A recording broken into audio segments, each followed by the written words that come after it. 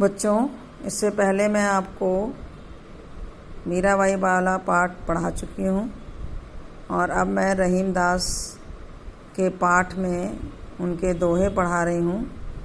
रहीम दास जी का जीवन परिचय आपको अपनी बुक में से पढ़ना है।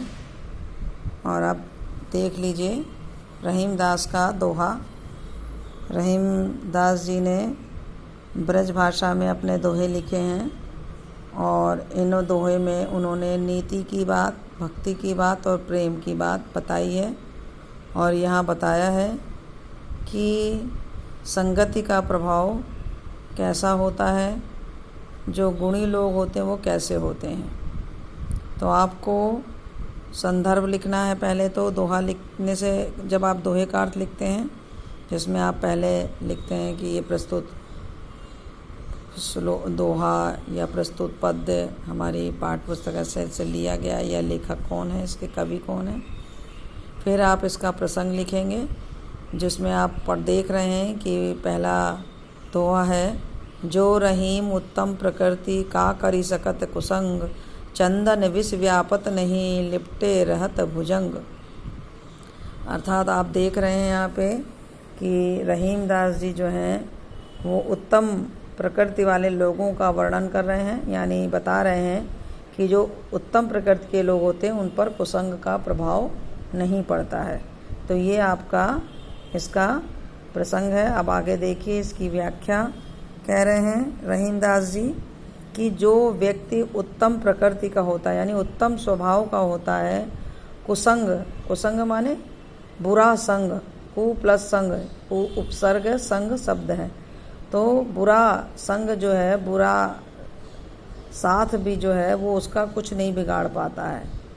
जो उत्तम प्रकृति के लोग होते हैं, अच्छी प्रकृति के लोग, अच्छे स्वभाव के लोग होते हैं, जो बुराइयों में नहीं पड़ते हैं, तो ऐसे लोगों का बुरी संगति भी कोई प्रभाव उन पर नहीं डाल पाती, बुरी संगति उन पर कुछ भी अंतर नहीं डाल पाती। जिस प्रकार से उदाहरण दिया है, चंदन विष व्यापत नहीं लिपटे रहत भुजंग। जिस प्रकार से जो चंदन का पेड़ है, चंदन का पेड़ होता है बच्चों, चंदन जिसका टीका लगाया जाता है, आप देखते भी हैं, बहुत ठंडा होता है और इसलिए सर्प जो होते हैं, भुजंग माने सर्प, उससे लिपटे रहते हैं।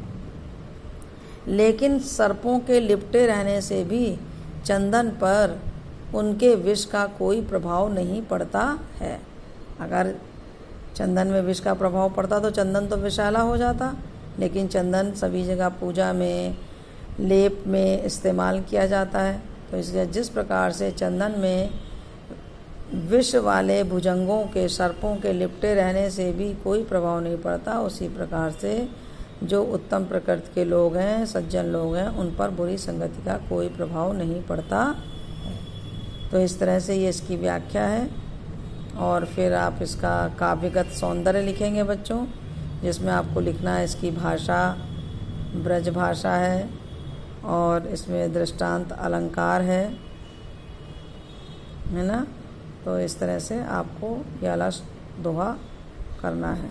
अब दूसरा दोहा देख लीजिए। रहीमन प्रीति सराह ये मिले होत रंगदून, ज्यों सर्दी हरदी तजे तजे सफ़ेदी चून। अब यहाँ पर प्रसंग में क्या लिखेंगे कि रहीम दास जी ने यहाँ पर प्रेम का महत्व बताया कि सच्चा प्रेम कैसा होता है।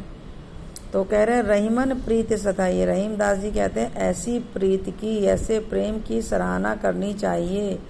मिले होत रंगदून, जब वो प्रेम एक दूसरे से मिल जाता है तो उसका रंग दुगना हो जाता है।